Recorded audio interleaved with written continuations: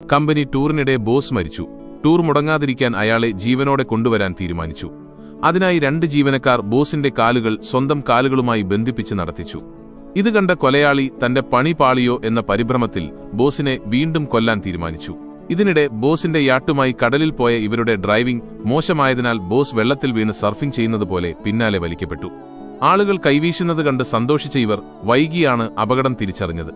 ബോസിനെ തിരികെ കയറ്റിയെങ്കിലും ഇന്ധനം തീർന്നതോടെ അവർക്ക് മടങ്ങേണ്ടി വന്നു.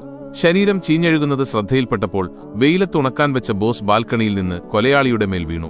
ദേഷ്യം വന്ന കൊലയാളി വീണ്ടും വെടിവെച്ച് കടന്നുകളഞ്ഞു.